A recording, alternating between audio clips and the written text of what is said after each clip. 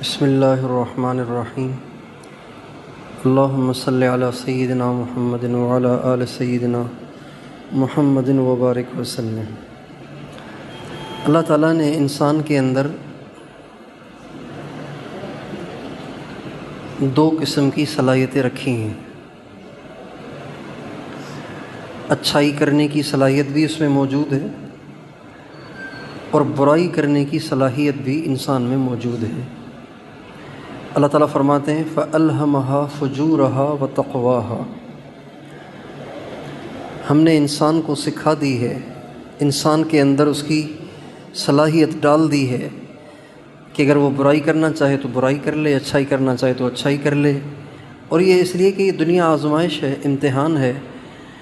اگر انسان پتھر ہوتا تو جنت کا حقدار تو نہیں بن سکتا تھا، گدھا، گھوڑا اور اونٹ ہوتا جو کہ مجبور ہیں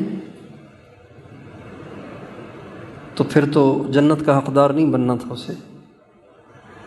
اس لیے جنت کا حقدار بنانے کے لیے اللہ تعالیٰ نے اس کو آزمائش میں ڈالا ہے، اچھائی برائی دونوں راستے دکھا دیے ہیں۔ جو اچھے راستے پہ چلے گا کامیاب ہوگا، برے راستے پہ چلے گا ناکام ہوگا۔ تو اب یہ جو دو صلاحیتیں انسان کے اندر ہیں، اگر انسان کو اچھا ماحول مل جائے تو اس کی جو اچھائی والی صلاحیت ہے وہ اجاگر ہوتی ہے اور انسان اچھا بنتے بنتے بنتے پتہ نہیں کہاں سے کہاں پہنچ جاتا ہے۔ یہ جتنے آج تک بڑے بڑے پہنچے ہوئے اہل اللہ گزرے ہیں تو وہ ایسے ہی ہوئے کہ اللہ تعالیٰ نے ایسی سبیل بنا دی ان کے لیے کہ اچھا ماحول مل گیا، اچھی ماں مل گئی، اچھی ماں مل گئی۔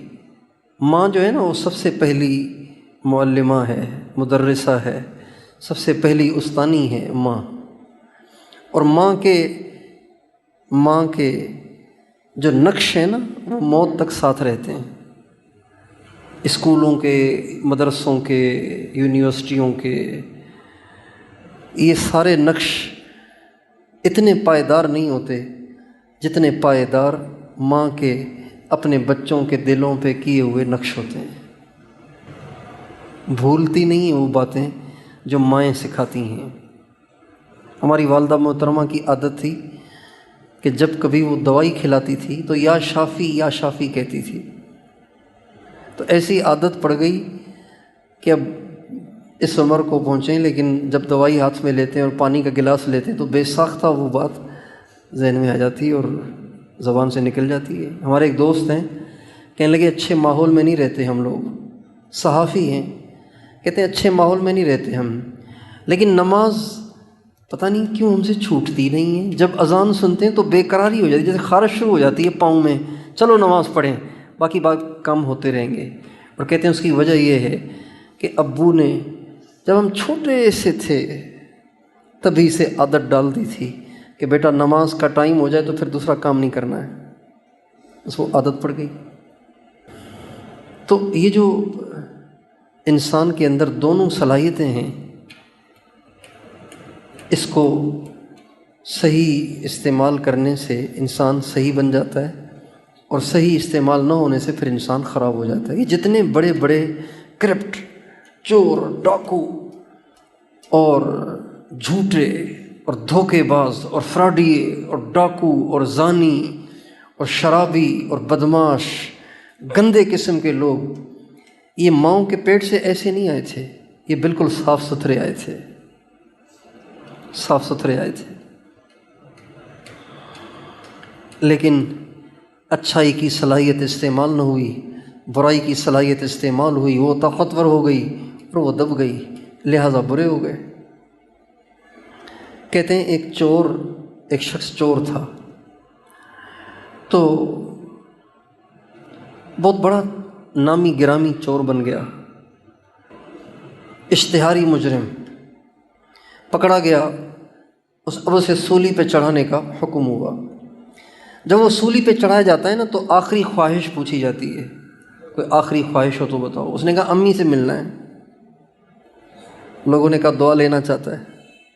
امی کو بلا لیا گیا۔ اب ہاتھ بندھے ہوئے تھے اور تو کچھ کر نہیں سکتا تھا۔ امی سے کہا امی کان قریب کرو۔ جب والدہ نے کان قریب کیا تو کچھ کہا اور پھر اس کے کان کو زور سے کاٹا، تو امی کی چیخ نکل گئی۔ تو لوگوں نے کہا بڑا بدماش ہے تو یار، سولی چڑھتے چڑھتے بھی ماں کو ستا رہا ہے۔ تو نے کیا کہا اپنی والدہ سے کان میں؟ کہنے لگے میں نے یہ کہا کہ امی میں سولی آج نہیں چڑھا، میں اس دن سولی چڑھا تھا جب میں انڈا چوری کر کے آیا تھا، تو نے مجھے شاباش دی تھی۔ اگر تو اس وقت میری حوصلہ شکنی کرتی اور مجھے برائی سے نفرت دلاتی تو آج میں سولی پہ نہ چڑھتا۔ جب میں انڈا چوری کر کے آیا تھا تو نے مجھے شاباش دی تھی، تو بس حوصلہ افزائی ہوئی تو میری برائی بڑھتی چلی گئی اور میں اشتہاری مجرم بن گیا۔ تو اللہ تعالیٰ نے انسان کے اندر دونوں صلاحیتیں رکھی ہیں۔ یہ جو اللہ والوں کے ساتھ لوگ جڑ جاتے ہیں نا، ان کا مقصد یہ ہوتا ہے کہ وہ جو گری پڑی ایک جو پس پشت جو آپ کی صلاحیتیں پڑی ہوئی ہیں، ان کو اٹھا کے ان کو استعمال کیا جائے، اور اتنا استعمال کیا جائے کہ وہ طاقتور ہو جائے، یہاں تک کہ نیکی شروع ہو جائے اور برائی بند ہو جائے۔ یہ مقصد ہوتا ہے بزرگوں سے بیعت ہونے کا، اس کے علاوہ کچھ نہیں مقصد اس سے۔ وہ جو دبی ہوئی چنگاری ہے وہ بھڑک اٹھے، اور وہ جو پڑے پڑے بیکار ہو جانے والی صلاحیت ہے، پڑے پڑے چیز بیکار ہو جاتی ہے نا۔ یہ میرا جو دایاں بازو ہے نا، آپ بالکل ٹھیک محسوس کر رہے ہیں، یہ میرا کئی جگہوں سے ٹوٹ گیا تھا 2004 میں۔ ڈاکٹر نے کہا چکنا چور ہو گیا ہے، ڈاکٹر نے کہا چکنا چور ہو گیا ہے۔ بہرحال پھر پلاسٹر ہوا، 6 مہینے تک اس کو ہلانے کی اجازت نہیں تھی، تو یہ بازو ایسے ہو گیا تھا بالکل جیسے لٹک رہا ہے، مٹھی بھی نہیں بند کر سکتا تھا، مسواک بھی نہیں پکڑ سکتا تھا، پڑے پڑے بیکار ہو گیا۔ ڈاکٹر نے کہا فزیو تھراپی کرنی ہوگی۔ جب یہ ہڈی جڑ گئی تو ڈاکٹر نے کہا فزیو تھراپی کرنی ہوگی۔ فزیو تھراپی کا مقصد یہ ہے کہ اس کو اتنی حرکت دی جائے، اتنی حرکت دی جائے، اتنا استعمال کیا جائے کہ اس میں دوبارہ جان آ جائے۔ تو استعمال کرتے کرتے، ورزش کرتے کرتے، پھر اس سے فزیو تھراپی کرتے کرتے دوبارہ اس میں طاقت آ گئی۔ تو اللہ والے جو ہوتے ہیں نا، یہ اس صلاحیت کو جو دب چکی ہے نیکی کی، اس کو اجاگر کرنے کے لیے کہتے ہیں مراقبہ کرو، ذکر کرو، تنہائی میں بیٹھو۔ جب وہ اللہ کا ذکر کرتے کرتے کرتے کرتے کرتے کرتے وہ جو دبی ہوئی طاقت ہے اجاگر ہو جاتی ہے، تو پھر اللہ تعالیٰ انسان کو اپنا ولی بنا دیتے ہیں۔ ولی کسے کہتے ہیں؟ ولی اسے کہتے ہیں جس کی زندگی میں نیکی غالب ہو، وہ ولی ہے۔ ولی اسے نہیں کہتے جو ہوا میں اڑتا ہو، ہوا میں تو جادوگر بھی اڑ جاتا ہے۔ ولی اسے نہیں کہتے جو پانی پہ چلتا ہو، پانی پہ تو جادوگر بھی چل لیتا ہے، بلکہ جادوگر کو تو آپ نے دیکھا نہیں ہوگا، لیکن یوں بھی کہتے ہیں ہوا میں اڑنا کمال ہوتا تو پرندہ سب سے بڑا ولی ہوتا۔ پرندہ اڑتا ہے تو کیا کمال ہو گیا کیا؟ پانی پہ تیرنا اگر کمال ہوتا تو مچھلی سب سے بڑی ولیہ ہوتی۔ تو یہ چیزیں، اور دور کی چیزوں کو بھانپ لینا، اگر یہ ولایت ہے تو کتا سب سے بڑا ولی ہے، کتا بہت دور سے بھانپ لیتا ہے۔ یہ چیزیں کمال کی نشانیاں نہیں ہیں، یہ چیزیں جادوگر بھی حاصل کر سکتے ہیں۔ کمال کی بات یہ ہے کہ انسان کا قدم سنت پہ ایسا جم جائے کہ پھر کسی جھونکے، کسی آندھی اور طوفان سے ڈگمگائے نہیں۔ اس کو کہتے ہیں ولایت۔ یہ ہے سب سے بڑی بزرگی۔ نیکی زندگی میں غالب آ جائے، اور زندگی اور انسان نیکی کے اوپر اور سنت کے اوپر ایسا جم جائے کہ دنیا کی کوئی طاقت اسے سنت سے ہٹا نہ سکے۔ ہمارا ایک بچہ ہے، اس کا نام ہے حماد، شاید آپ میں سے نوجوان اس کو جانتے ہوں، صافی کہتے ہیں اس کو، حماد صافی۔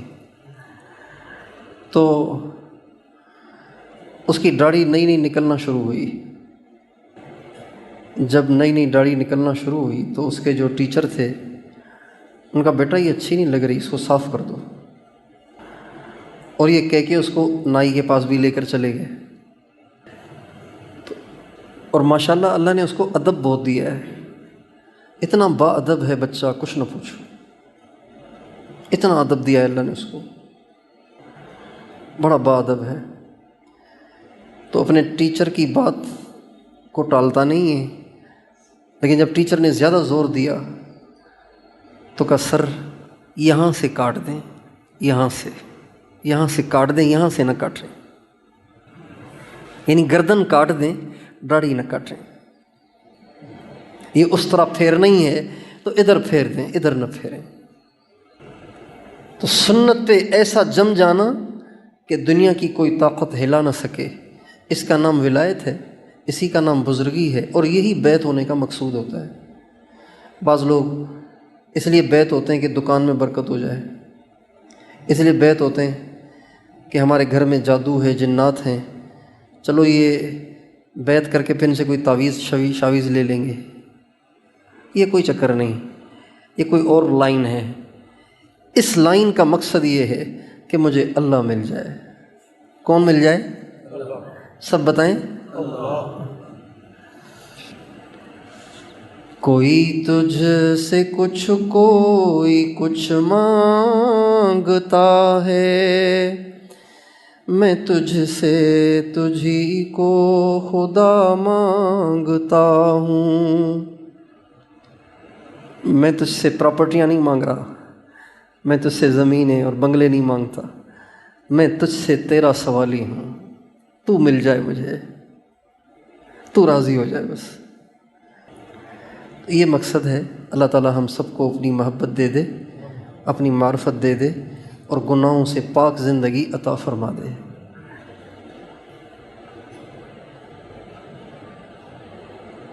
لا الہ الا اللہ محمد الرسول اللہ۔ درود شریف پڑھ لیجئے۔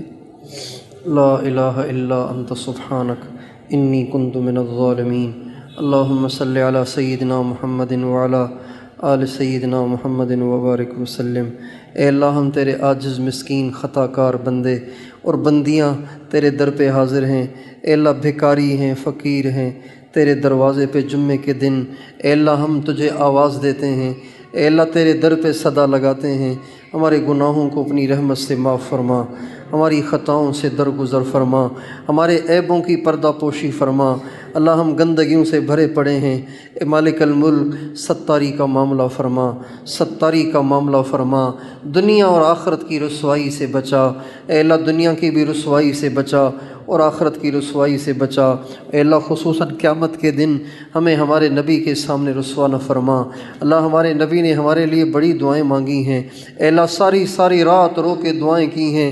اے اللہ اگر ہمارے عیوب ان کے سامنے کھل گئے، اے اللہ ان کو بڑی ٹھیس پہنچے گی۔ اے مالک الملک ان کو بڑی اذیت ہوگی۔